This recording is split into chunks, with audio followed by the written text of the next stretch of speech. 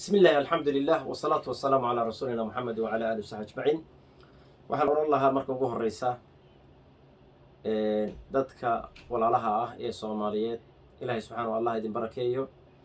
dadka projectiyada kala duwan ama doonaya inay ama dadkooda wax uga qabtaan ama magacyo kala duwan u bixinaya Ilaahay subxaanahu wa ta'ala waxaan oran lahaa wax walba Ilaahay subxaanahu wa ta'ala looga baqo. intii wanaag samaysana Ilaahay subxaanahu wa ta'ala baa ka abaalmarinaysa. Ilaahay baa ka abaalmarinaya. talabaad waxaan aad iyo aad uga walwalsanahay projectyadan kala duwan oo aan wanaagsaneyn dhibaato waxay u keentaa dadka Soomaaliyeed ee meelaha ku nool. waxa aad iyo aad ayaan darro u ah dad Soomaaliyeed baa waxay ku shaqaysanayaan project la leeyahay gabdhihii baa la gudayaa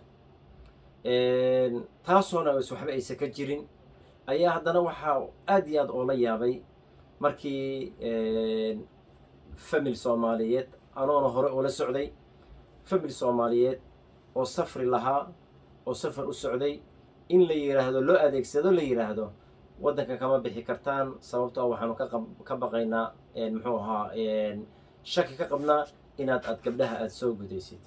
wamaca daalika waalidkan dhowr jeer buu tegay wax uu sameeyo ficilna ma aysan jirin. waxyaalaha ay u diriirsadeen oo dadka luuqadanada ku hadla oo Soomaaliyeed ah iyagoo raba inay lacag ku helaan oo ama magaca Soomaaliyeed xumeynaya ayaa waxay yiraahdeen dadka Yurub degan waxaa loo furay clinic ku yaala Nairobi Eastlight. kolay anigu Nairobi ma joogi. clinigaas Eastlight ku yaala waxaa taga oo ku soo guda gabdhahooda dadka Soomaaliyeed oo dadka kundiga u ah ama dadka tagaya meeshaas in ay Soomaali ay yihiin. arrinkaas oo aad iyo aad u xun oo aan wanaagsaneyn oo xataa aan isku dayay bal arrinkan in uu jiro inaan aan dad la xiriiray Nairobi jooga. marka waxaan oran lahaa dadkaas Ilaahay subxaanahu wa ta'ala ama projectiyada kala duwan Ilaahay subxaanahu wa ta'ala Allah uga baqaan.